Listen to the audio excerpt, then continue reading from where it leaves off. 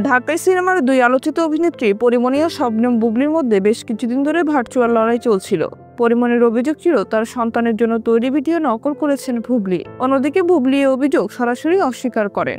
এর দ্বন্দ্ব আরও তীব্র হয় যখন বুবলির বড় বোন গায়িকা নাজনীন মিমি সামাজিক যোগাযোগ মাধ্যমে পরোক্ষভাবে পরিমণিকে উদ্দেশ্য করে মন্তব্য করেন। এতে আরও ক্ষুব্ধ হন পরিমণি। ক্রমেই সম্পর্কের অবনতি এমন পর্যায়ে পৌঁছেছে যে দুই নায়িকা একে অপরের সঙ্গে যোগাযোগও বন্ধ করে দেন। এদিকে বুবলির সঙ্গে সম্পর্ক খারাপের পর পরিমণিকে আপন করে নেন নায়িকা অপু বিশ্বাস। তাকে বোন বলেও সম্বোধন করেন অপু। তবে এই ঘনিষ্ঠতা নিয়েও সংশয় প্রকাশ করেন পরিমণি। এক সাক্ষাৎকারে তিনি বলেন, অপুদের সঙ্গে আমার সম্পর্ক আড্ডাবাজি নয়, তবে আমি তাকে ভালোবাসি, কিন্তু উনি আমাকে কতটা পছন্দ করেন তা বুঝতে পারি না।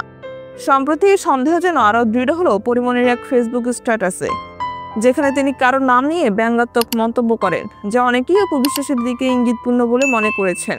কারণ এর আগের দিন অপু বিশ্বাস একটি পোস্টে ঈদ ক্যাম্পেইনের ঘোষণা দিয়েছিলেন। পরে ভক্তরা দ্রুত বুঝতে পারেন পরিমণির স্ট্যাটাসের নিশানায় রয়েছে অপু বিশ্বাস। এতে প্রশ্ন উঠছে, একসময়ের সুসম্পর্ক কেন তিক্ততায় রূপ নিল? অনেকে মনে করছেন কাজের প্রতিযোগিতায় হয়তো এই দ্বন্দ্বের মূল কারণ, তবে নিশ্চিত করে কিছু বলা মুশকিল।